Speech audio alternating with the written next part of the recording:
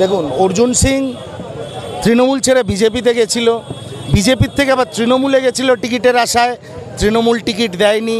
এখন বিজেপিতে এসে অর্জুন সিংকে একটা এমন ন্যারেটিভ তৈরি করতে হবে যেন বিজেপি মনে করে এছাড়া আমাদের কেউ নেই, এ একমাত্র বিদেশির আদর্শ, বিজেপির আদর্শ, বিজেপির সাম্প্রদায়িকতা, সবচেয়ে বড় ফলোয়ার হচ্ছে অর্জুন সিং।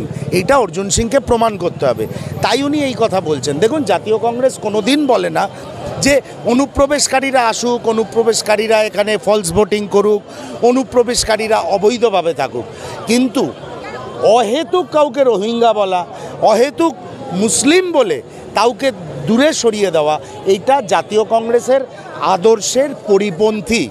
সেই জন্যে অর্জুন সিং কি বলল না বলল কিছু যায় আসে না, এইটুকুই প্রমাণিত হচ্ছে অর্জুন সিংয়ের কথার থেকে বিজেপির মধ্যে বিপদে আছে, তাই আবার রোহিঙ্গার আওয়াজ তুলেছে।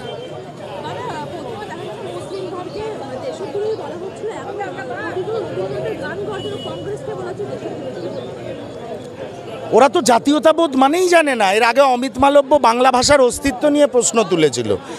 যে বাংলা ভাষায় রবীন্দ্রনাথ জনগণমন রচনা করেছিলেন, বঙ্কিমচন্দ্র বন্দে মাতরম রচনা করেছিলেন, সেই বাংলা ভাষাকে নিয়ে ওরা আক্রমণ করছে। বাংলা জাতীয়তাবোধ, বাংলা ভাষাভাষী মানুষ, বাংলার অস্মিতা সব কিছুই বিজেপি আক্রমণ করছে। বিষয়টা হচ্ছে দিদির হাতে একটা ইস্যু তুলে দাও। বিজেপি বারবার এই কাজটাই করেছে, আগামী দিনেও করবে, কিছু যায় আসে না। শুভঙ্কর সরকারের নেতৃত্বে আমরা ময়দানে আছি। বাংলা ভাষা, বাঙালিদের সম্মান, বঙ্গবাসীদের সম্মান, বাঙালি অস্মিতা সব কিছু জাতীয় কংগ্রেস রক্ষা করবে।